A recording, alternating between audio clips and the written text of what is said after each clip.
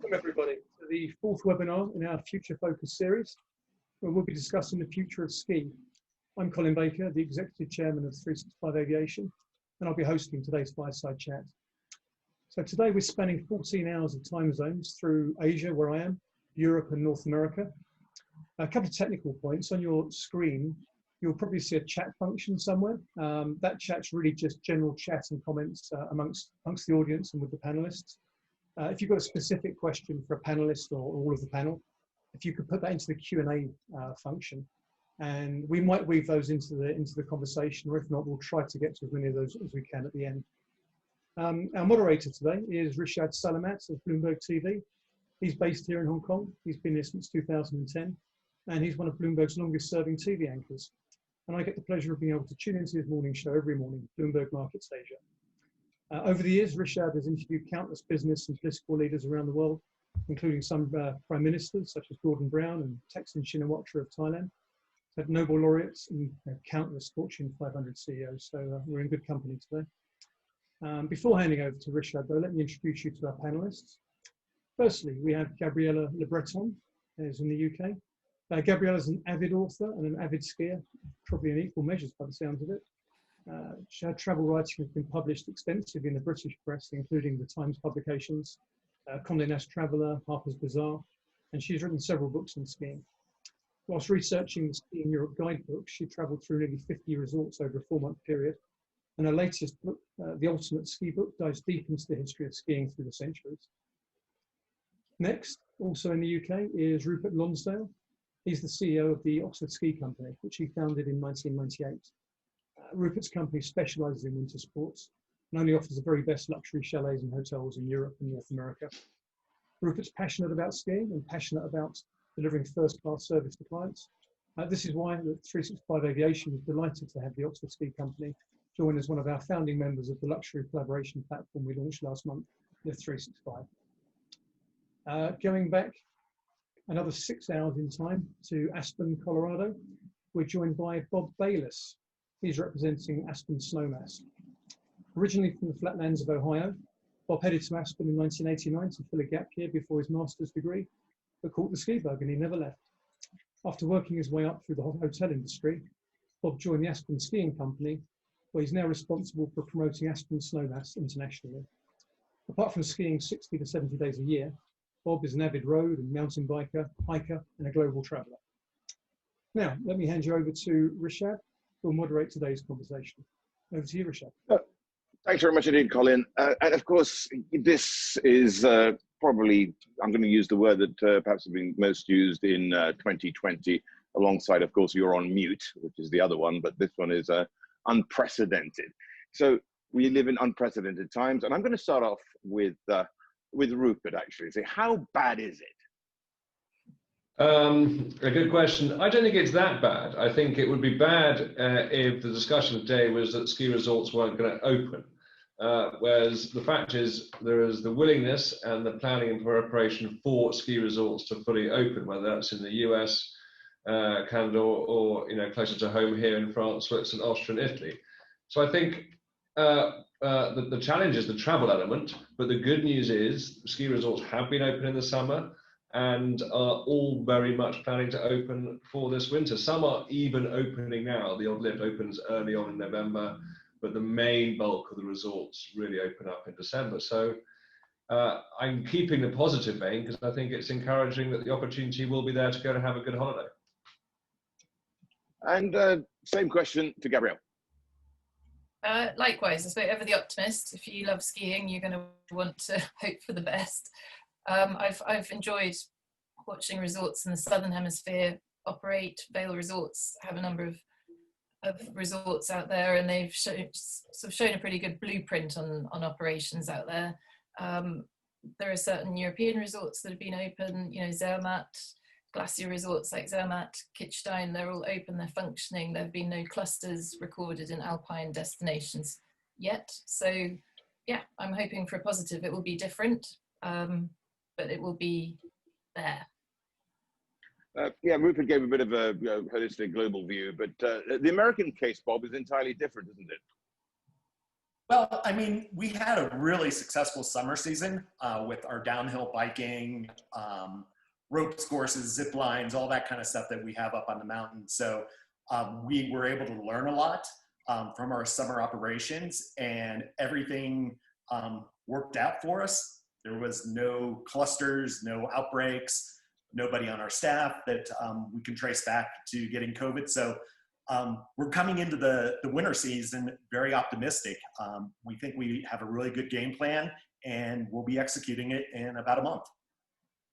Absolutely. So I want to get a sense of what North America is going to be like, because there's the ability there, isn't there, to have so much domestic travel, where in Europe things can change on a dime. We've seen in the summer how suddenly the British government would announce a lockdown and tell people to get out of Spain, for instance. That could easily happen in Europe, but the US is a different kettle of fish.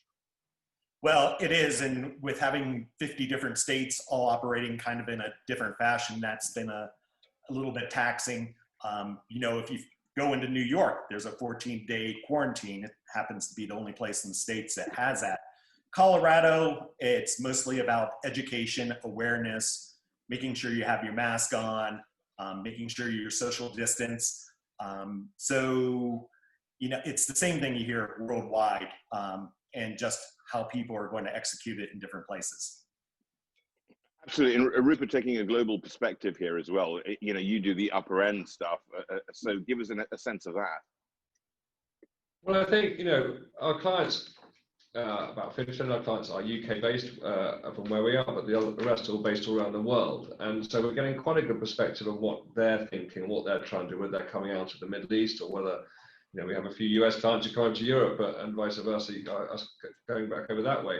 I think the conversations we are having on a daily basis, and particularly in the last few weeks, is there's still a pent-up demand to go away on holiday. And the next sort of obvious thing in that higher end of the market is definitely skiing. It kind of fits in very neatly in that lifestyle experience, luxury holiday, whichever way you want to look at it. And so all the conversations are about being willing to travel is how they can go around it.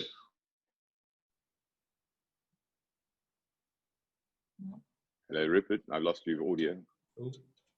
Oh, I'm back. Oh. Hello. Okay, well, yep, keep going. Let's try again, Rupert. So yeah, I think that's it. Globally, wherever we're speaking to our clients, they are definitely keen to get skiing. It's up to us, like we're doing now, to explain to them how it is going to work and what's going to be different. And once they realise that ski resorts are opening, the experience is going to be near enough the same, then actually, then they're going, right, how do we go about booking and what can we book? Oh, no, absolutely. And, of course, Gabrielle, you were the author of The Ultimate Ski Guide. And of course, is there another edit? Well, I just revised it this summer, so you know, hopefully I won't have to do too much rewriting. I think where COVID is kind of rewriting the books for ski resorts is in it's given a massive impetus to a trend that was already growing for winter resorts to offer a more diverse sort of holiday offering. You know, they're facing the potential impacts of global climate change, so they've already been somewhat sluggishly creating extraneous activities beyond ski. I think COVID has had a massive sort of knock on, and sort of they're all pulling up their ski socks and going, right, okay, we have to be able to offer non-ski activities to replace the traditional après ski, which we're not going to see this winter because of restrictions in clubs and pubs and restaurants, and also to create a winter holiday as opposed to just a ski holiday. And I think that's going to be a really big change for a lot of major resorts across the Alps, certainly. I don't know about certainly, and earlier in this series, I think Colin can testify to this, and we've really talked about how COVID has actually accelerated processes, as you just mentioned, forward. So give us an idea of some of those non-skiing activities that can be actually undertaken. I've heard of all sorts. I mean, we've been hearing more about snowshoeing and guided nature trails. Cross-country skiing is having a massive boost. Ski touring is having a massive boost. You can even indulge in silver therapy in some French resorts, which is basically tree hugging. where you hug trees for its wellness benefits. We're seeing increased sort of wellness-focused activities and offerings from hotels and chalets, I think, as people are, that we're all more aware of our health. So, hotels are offering you the chance to make your room green by, stuffing it full of plants that detoxify and cleanse the air. Yoga retreats. I think we're going to see a wealth of that kind of holiday offered in winter destinations. I can very much vouch for that. If I look at our clients over the last few years, and probably a direct correlation between almost, I'm going to say, the more the spend, the more it's about lifestyle and less just about the skiing. They really are looking about what else they can do. All the other alpine sporting activities, like the cross-country skiing and the touring, but I think it's quite fitness related. People are so much more conscious of their minds and their bodies, and I think again, probably in that sort of more luxury, and that's what they are thinking. And now, it's virtually not a holiday we're not pre-booking, not the obvious, the ski lessons. It's about what else can they book: the wellness, the spa, the snowshoeing, the walking. I mean, there's a lot of that going on, and I would say actually that is as important an opportunity on a holiday than just what is traditionally seen as a throw yourself down the mountain, having fun alpine skiing element. And Bob, this will go to you. I mean, you'd have to book your ski lift, won't you, now as well? And in order to get social distancing, passes will be different. Tell us about all that. Well, I mean, one of the things I'd like to point out for us is that when you book your holiday, when you book your 365 jet or book your whole holiday through Oxford Ski, make sure you get those lift tickets as well, because we may have capacity controls. We don't know that that's actually going to happen, but once you get your lift ticket, you get in the queue. You have priority to get up on the slopes.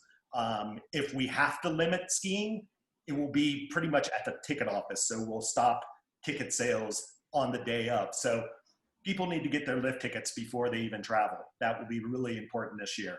I was going to expand on what Gabriella and Rupert said on other activities as well. Aspen Snowmass has always been more of a winter destination and not just a ski destination. We have a very rich cultural community with ballets and symphonies and an opera house and all that good stuff as well. Plus a lot of other outdoor things, the hiking that Gabriella talked about. A lot of people like to go into the backcountry and hike up the mountain on their skins and go for a run in the backcountry. So we've always been really diverse here. Of course, I work for the ski resort, so I want to sell you a lift ticket, but there are so many things to do outside of being up on the ski slope. Can I ask, Bob, please go on, Colin. Just one question, because when I think of après ski, I think of après ski after the skiing evenings. And I guess the biggest, maybe the biggest perceived risk would actually be being in bars, restaurants in the evening. That's where you're in close proximity to people. What alternatives are there in the evenings? Have you seen any activities popping up as an alternative to staying out, like drinking and eating? Well, for us, our CEO, Mike Kaplan, about a month or two ago, sent a note out to the community saying, this coming ski season, we really should think of it almost as more of an old school type experience, something that maybe your parents did on their ski holidays. You skied all day and then you went back to your chalet, your private home or self-catering apartment, and you got a bottle of wine and some cheese, and you were with your bubble of friends and in front of the fire. It wasn't going down to the bottom of the mountain, listening to a band, jumping up on top of the chairs and dancing and all that kind of stuff. That is not what this year is going to be about. Further into the night, when people go out to dinner, that's going to be a little bit limited because the restaurant capacities are going to be shrinking inside. I do know that the community of Aspen and up at Snowmass Village, they're talking about how they're going to allow outdoor seating. So they'll build yurts and have like several people in a yurt, or you'll have your bubble inside a yurt having dinner. Just trying to get them some additional seating so people have a place to go. But we also should be encouraging people that have their self-catering apartment or they have their private home or wherever they go, that maybe they need to get that chef to actually prepare them a meal at home, just to keep that distance from everybody else. It's almost a form of glamping, you could argue, couldn't you? Which brings me to the next point. And how much are you seeing here, Gabrielle, that people will be, let's say it's the more affluent who are going to be traveling this season? Yeah, it's again the great coronavirus is takes its toll there. I think you're right. I think fortune will favour the flexible and the wealthy with this winter. It's, you know, the lower end chalet companies in particular have been hit because they take a big chunk or full payment 6 or 10 weeks before departure. A lot of them have had to cancel holidays already through December and January because they can't do that. They don't feel they can take people's money without committing to deliver a holiday for them. Private jet travel is clearly experiencing a boost this winter because people wish to stay in their bubble. They want to travel exclusively. All those perks of the wealthy, the more expansive chalets that offer all the facilities of a hotel, so you don't feel shortchanged. That these are all ways in which wealthy travellers will still be able to have what they are familiar with as a ski holiday, I think. And Colin, I mean, going to you, I mean, this is your part of your bread and butter. What are you seeing in terms of bookings? I mean, to be honest, bookings tend to happen very, very late. So at the moment, not that many bookings to go into ski resorts. And I think your average private jet traveller would probably only be confirming a flight perhaps a week beforehand. It varies. So I think it's a bit early to say. And I think just given the sort of cat and mouse game with restrictions, I suspect that these kind of people are likely to be, and again, it's a question for the other panelists, my feeling they might well be reserving accommodation. They might be reserving the chalets, maybe on a refundable basis or a flexible basis, but they'll probably book private jets at a last minute, which can be a bit dangerous because some of the smaller airports that are serving ski slopes are slot restricted, so you can't always be guaranteed to get the slots. I think we're definitely seeing it. I think there's the main bit you could say their accommodation. They're prepared to plan and book now, whether it's a chalet or a hotel. But then when you start having a conversation about the other parts of the holiday, and that is the travel arrangements, or the ski instructors, or airport transfers, or some other bits, and just like, let's just hold on back. Let's just see, when we're a bit closer to time as to how we're going to travel, and therefore when we know about that, what we want to go with it. So there's definitely people trying to pencil something in the diary, knowing that the ski resorts are going to be open, getting that crucial accommodation bit sorted, but the rest is a little bit more reticent to commit now, I suppose. And I can get that. I think it's just hold back a tiny bit. And you're right, I think with the private jet side, it's always been a much more last minute planning because there's slightly of that understanding and knowledge that generally they can get slots, but even though, as Colin just mentioned, trying to get into Geneva, peak dates over Christmas and New Year, and those airports is pretty hard, and it's not always that challenging. So those who plan early definitely get rewarded. Just going back on one thing on accommodation, which I think came up a bit on the trend, is at all ends of the market, there's always going to be variations in years like this. And what we are seeing is some more people prepared to just take, probably more self-catered or less serviced apartments or chalets than normal, and just be looked after and be so kept a feeling of them being in their own bubble. I think chalets and apartments seem to be on a bit more popularity at the moment. The hotels are just, I think, are holding back, but I see hotels coming in more last minute again because they know they can grab a hotel room here and grab a hotel room there. But for the bigger groups, there's a feeling they would like to be together, 2 families, 3 families, or whatever it might be, in their own space, and have a bit of control over that as to what they do if they're going out to eat or eat in, buying the food and eating in. So there's definitely a few changes going on, but I think all for the good. I think it's not a bad thing happening. I've noticed, Rupert, that when the posh do self-catered, they don't do much cooking themselves, though. It seems to be a trend in the sort of classic resorts like Courchevel and Maribel, where you get Michelin-starred takeaway now. You can have Michelin-starred chefs come to your chalet and cook supper for you. It's absolutely true, and it's amazing. But we're seeing it in London. You can get these top restaurants are providing takeaways, and it's the same in the Alps. So I think there's an extraordinary opportunity. Perhaps it's something not even done before, but to get that Michelin-style food, but then take it back home. let's see. But it's it could be quite fun. Yeah, that will certainly be happening in the Aspen Snowmass area for this season. I mean, we did it at the beginning of the summer. There was tons of takeaway from our very best restaurants in the valley. So certainly will happen. And this year we have an app.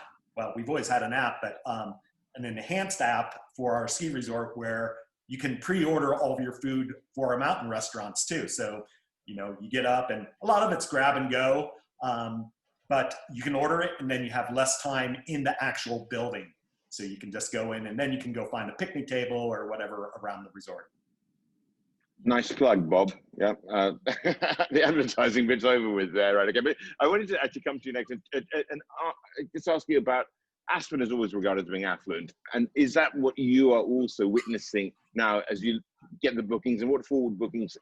What are they looking like?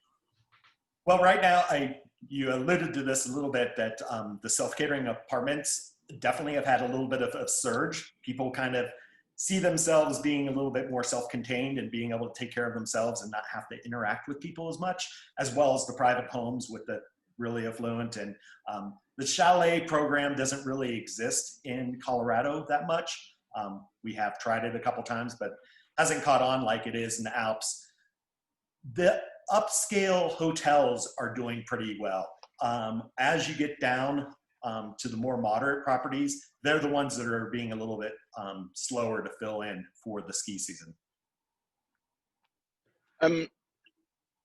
Looking at all this, I mean, do you think that it could ultimately, Rupert, actually benefit the whole industry in the long term? And because I'm just picking up on what Gabriella was saying, you know, going back to being more expansive in the offerings, you know, and you mentioned also earlier too that you're saying people want to do more and more, but do you think it's going to make the experience overall much better? I think so. I think it's less one-dimensional, and I think that is really important for people to see these great destinations as not just about skiing. I think the offering and the service quality will become better. I suppose what really happens is that at whatever level of accommodation, chalet or lodge or hotel, the good people get through these times the best and end up offering a better quality of service. So I generally think the service levels and what is left is going to be better quality. Even back to, we haven't really mentioned the booking terms, you know, more flexibility for clients, you know, the opportunity to cancel and get their money back or change the booking more flexibly last minute. So all those things which were much more strict and I can say less consumer friendly, I think have actually been rethought in the last few months and are giving people a better overall experience because, and I think it's more efficient too in some ways. So I think the operators in the resort, if it is restaurants getting all these pre-bookings, even menu pre-orders, you know, talking to one the other day, it means we can look after people better because we know what people want and we can tailor it to that. So I do think, of course, I'm going to say it in a positive way, but what I'm seeing is the overall outcome is probably better. There's going to be a bit of, you know, finding our feet, but I think overall it'll be better. And Bob, you know, terms and conditions is what Rupert was alluding to there. And, you know, you have to be careful in the States because I think in the US it's far more a litigious society than, say, the Europeans. Right. So as far as Aspen Snowmass or other places around Colorado, they're pretty, for the most part, I can't say it's for everybody, pretty lenient on mountain products to get refunds like the day before or the day of. Outside of our ski school, you can always get a refund on any product you buy unless you actually use it. For the lodging properties, they all have different policies. We did get a number of our lodging properties to sign up to be part of our COVID protection kind of proclamation, which says that if somebody has to cancel last minute, whenever it has to be, they can actually transfer their funds to be used the next year. But that doesn't work for everybody. And we have seen a lot of the properties reduce their cancellation policies to, you know, anything from 14, 21 days, in some cases, even 7 days. The only place that I'd really see an asterisk there is during the Christmas, New Year's period. You know, they're still being fairly strict about cancellation policies then. Gabrielle, tell me, have you been able to identify some of the best resorts, and I can't really define what best resort is, but the ones which perhaps give more authentic experience? Gosh, yeah, that is a tricky question. I think authentic, there's a lot of chat about the benefits of visiting smaller resorts. They're what Americans would call like mom and pop resorts, because you might have quieter lifts and a quieter village. I think that's quite interesting. You might get a more authentic experience, but then larger resorts such as Val d'Isere or those in the Three Valleys have more sort of efficient protocols that they can put in place for keeping people safe from COVID, those sorts of things. I think the one thing that I think is interesting for this winter, I think, is that technology is going to play a much larger part of your average skier's holiday experience. I think resorts are really boosting their apps, a bit like Bob was saying. You can pre-book meals, you can book your lift passes, you can check for pinch points on the mountains where they're busy, where they're not. You can check for COVID hotspots, all these sorts of things. I think that will play a real part in our new normal ski experience. I don't know if that's authentic or not. Not very. No, it's a toughie. It's a toughie. I mean, it changes everything. I mean, let's go to the aviation industry, Colin. And the amount of checks that you probably have to do now for people getting on planes, like airlines, etc., must stymie the whole experience. I think it does. I mean, regardless of how you're flying, you have to comply with the testing rules and quarantine rules, etc., etc. However, I think it's obviously done in a more civil and efficient manner. My feeling is it's actually not going to deter people too much. I think the cost is not relevant to these people probably. It will be fast tracked as much as it can be. So I'm not anticipating actually making too much difference from that perspective. But yes, certainly demanding policies around hygiene on planes, having them hygienically fogged, wiped prior to boarding. Obviously, things like face masks, etc., etc. Clearly, there's more demands in that department. Rupert, are there going to be lots of bargains? There's not showing signs at the moment. Interestingly, and actually, we're not getting people asking for that. They're more asking about the questions we're discussing today. It's like, will the resorts be open? If they're open, how does it work in the lifts? And what are the COVID things? But I think, it's all any market forces, demand and supply. Wait till a bit nearer the time, and then I think we'll really see what happens there. But at the moment, there's not really a willingness, I'm going to say, for the hotels or chalets to discount because they think they're offering a great service at that price. And there's a willingness of clients to try and get that. But come mid-December, of course, you're going to pick up some good deals. It would be completely wrong to say you wouldn't. But then I think it's the same as anything. The best things always go first. And so you wait too last minute. You'll always end up compromising. You're trying to tick 10 things on your key list of what you want out of your holiday. The later you leave it, you'll only be able to tick 6 or 7 and not 9 or 10. And actually, one thing to remember, and Bob might sort of back this up, is a lot of clients from last year, so last Christmas, New Year, all the people who travel over that time, and even beginning of this year, January and February, all had a fantastic holiday, and those people all pre-book 12 months and ahead, or a good number of them. So it wasn't until March that this COVID situation kicked in. So actually, advanced bookings we had as a company for this coming winter were already quite strong. So it's not like there was complete availability, blank sheet. There was already quite good bookings. But yes, we have seen cancellations. Of course we have. So there will be opportunities there. And also, Gabrielle, the thing is, the experience is going to be different, et cetera, et cetera. But, in what way do you think, and this is a question just coming through from one of our participants, which is saying overcrowding on the slopes in Italy, possibly, don't know what's going to happen. They've seen it. They've seen overcrowding. How can lift systems adjust? This is probably more of an answer for Bob, actually, to be honest with you. But, it's about going back to the booking thing that we were talking about, right? Actually, it's a question for Bob. Back to me, huh? Well, I mean, for us, we benefit from being away from a big metropolitan area by 4 hours to drive to Denver. So that's closest metropolitan area. We are truly a destination resort. So when people get here, they're here to stay in one of our chalets or private homes or hotels or whatever. And we have taken a lot of effort throughout the summer to make sure that we're going to operate in a safe environment. In our lift lines, we have the social distancing.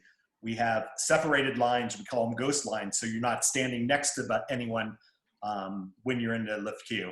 Once you get to loading the lift, you have to have your face mask on. You have to have your face mask on while you're riding the lift.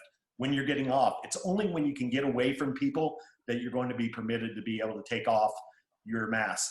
How we police this, I don't know exactly how you do that, but that's the request we're asking all our guests to comply with. So we're trying to keep everybody safe. Same thing, I already alluded to it as far as the restaurants. We've taken out tables. We've set up tents around the mountain so people have places to go and eat that have less tables as well. Our ski school, all the ski instructors have to have a health test in the morning, as well as the clients going out with them. They all have to be masked up until they can get out onto the ski piece. So we really think we're in a good position to keep everybody safe, but it will take the participation of the entire community, all of our employees, and all the guests that are coming to see us. No, absolutely. And this is for Rupert, and I'll go to Gabriella on this as well, because are you, if you're a chalet owner, let's say in Europe, you can't get the usual sort of staff that you would do from Australia, New Zealand, Canada, etc., in the US even. How much more localized is the product going to be in various parts of Europe? Definitely, I think. And what does it do for costs? I'm not sure costs will vary that much, but I think there's a good move to getting more local staffing, for example, who agree, are therefore local, they're being tested regularly in the resorts. I've seen that in Austria quite a lot. All the staff are being tested on a regular basis for the hotels and for the chalets. So, because they feel they can control that environment a bit better than a big influx of staff coming from all around the world. So I think there will be more local seasonal staff than before, and we're beginning to see a change to that anyway, just because what the French are like. The French want to just employ the French and no one else. So there was nothing totally abnormal about that. So I think it will be a more localized because they can control things better, and that is what these countries and resorts would like to try and do.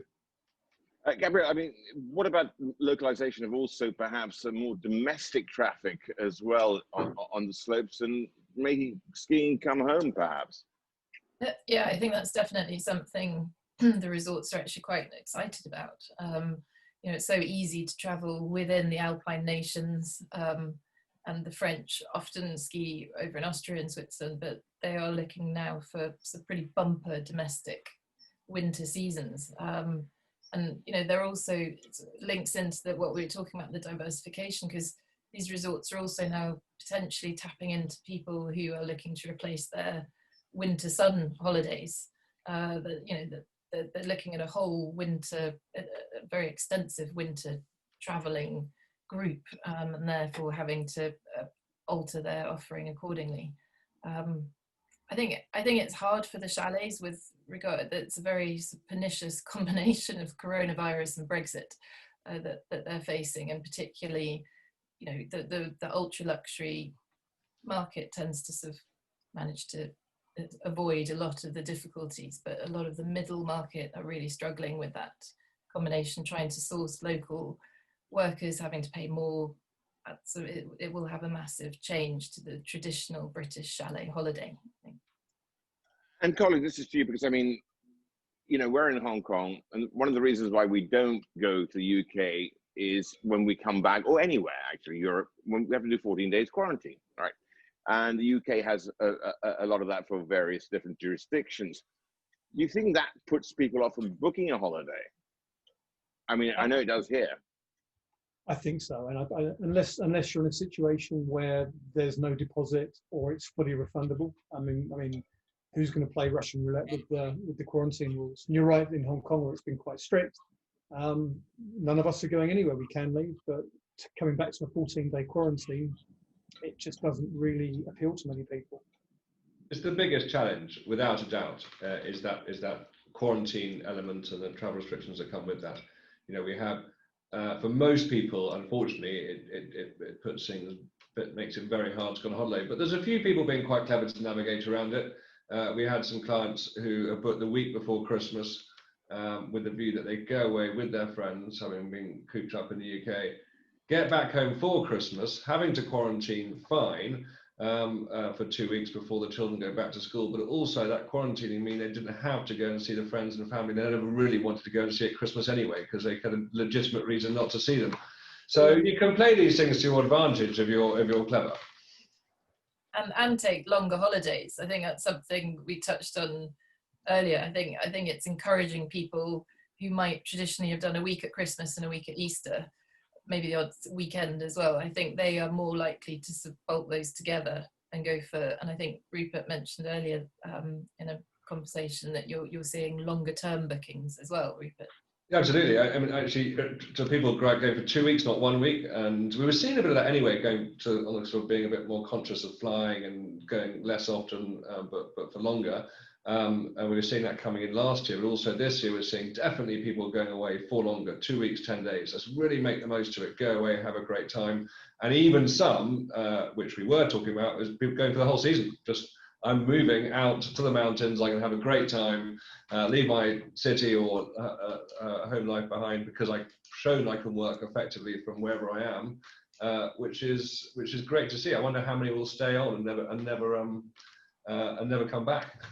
Are you finding people asking about things like internet connectivity, etc., and cell phone coverage if they're on a kind of protracted workation? Oh, 100%. It's absolutely crucial. That is really important. I think it goes back to talking to a friend who I live down in the countryside in the UK and the lovely Cotswolds. It's like selling houses. The selling houses is based on successful broadband connection, because if they have that, then these people who do need to be connected can work. And it's the same when you're up in the mountains. So it is really crucial question. Will they have kind of perfect broadband access?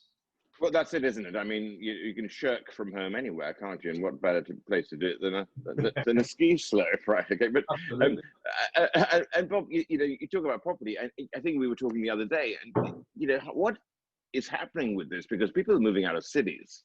And tell us the Aspen story.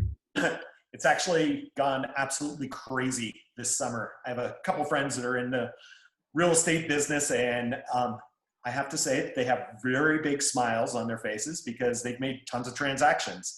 I looked it up after we had our conversation the other day, and it's for Aspen, for single family dwellings.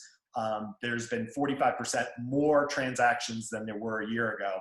And just the month of August, there was $743 million worth of transactions, which people were like, oh, compared to London or Hong Kong or wherever, that's whatever. But we're a community of 6,000 people. So you kind of put the math to that. And so people are moving out, the New Yorkers, the people from LA. We've got a lot of people from Texas and other places in California. It's gone absolutely nuts. I live a little ways down the valley from Aspen and condominium complex, apartment complex, and we've had 3 transactions in this building of people from Florida, people from Texas. They're moving here, they can telecommute, and they're going to get their ski season. Gabrielle, hotels versus chalets. It's tricky. I'm a chalet girl myself. I love a chalet. I think chalets do offer the bubble in a more effective way than hotels. It's a bit like the small resort, big resort issue, I suppose, and that hotels have more staff. They're tightly regulated. They have to create specific protocols to reach COVID-19 health regulations. So I think fundamentally it's a question of choice. I think you can stay in a hotel and still have your privacy in your room.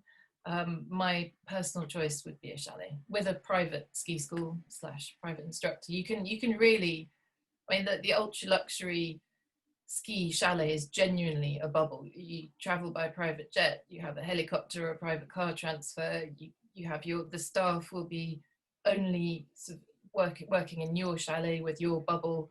You have your private ski instructor, your ski kit is delivered to your chalet.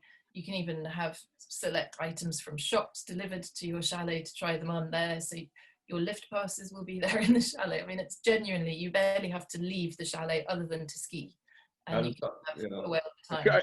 Actually, Rupert, I'm going to call in there because the private jet man would know if he's been trying to make deals with people who would offer exactly that sort of stuff. What do you mean they offer that kind of stuff? The whole package that Gabrielle was referring to. Oh, yes. Interesting. Traditionally, we supply the transportation, but actually one of the things that we have had coming out of COVID is, people are suddenly asking us for reliable ground transfers. And in the case of a ski resort, for example, it would be not just I can get on a helicopter, but they're actually asking us, well, who is this helicopter operator? Are they reputable? I can see they've got this COVID policy. I can see they say they're doing this, that, and the other, but do you know these guys? And again, to be honest, behind Live 365, which is the collaboration platform we've got, it's a similar thing. If someone comes to us and says, hey, I'm thinking of skiing in Europe, we'll put them in touch with Rupert because we know Rupert, we trust Rupert, and we know that his guys, if they're vouching, Call Rupert, isn't that good enough? No, but it's that notion of if someone trusts us with their air transportation, they sometimes will ask us, and who are these people I'm dealing with? And it's because you don't know, you're booking sight unseen, and you want to trust someone. Yeah, a lot of our clients do come, from 365 because they've built up that rapport and knowledge of that family and really get to know them so well and trust them being traveled around the world. So that collaboration is really important. And I think, Gabby, you just said it all, chalets can offer that complete bubble. We've got clients who are even just bringing their own staff, so they really are literally bringing everything with them, so they can do that. But at the same time, going back to hotels, there's an option. We had a client this week booking a hotel. They talked about coming in by private jet, but they also just found it was easier just to make a decision for themselves, just one family, just do it and have to wait, discuss what the other family was going to do. Would they travel? Wouldn't they travel? Are they worried about quarantine? In some ways, it's a hotel option is just very easy. You can just kind of book it there and then and not have to think about things too much. And they know that a good quality hotel, 4-star, 5-star hotel, is going to be on top of its game in how they look after people in terms of the safety precautions for COVID. Especially if it's half empty. Yeah, that's Bob, true. Tell me about how the US looks at this, or how you look at it from the zeitgeist that you live in. Repeat the question, please. I think, how do you look at this as well in terms of the whole complete package, what people want in Aspen, which is, of course, very high end? Right. Well, everybody is a little bit different. The funny thing, a lot of people like to have people book everything directly. They want their PAs to book it.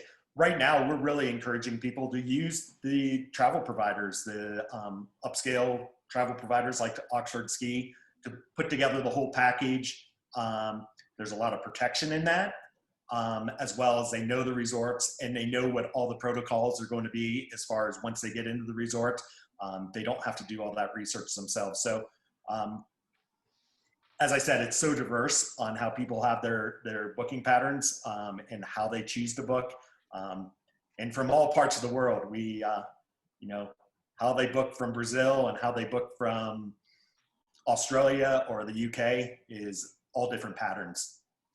But of course, I mean, very quickly, international bookings, they must be minuscule.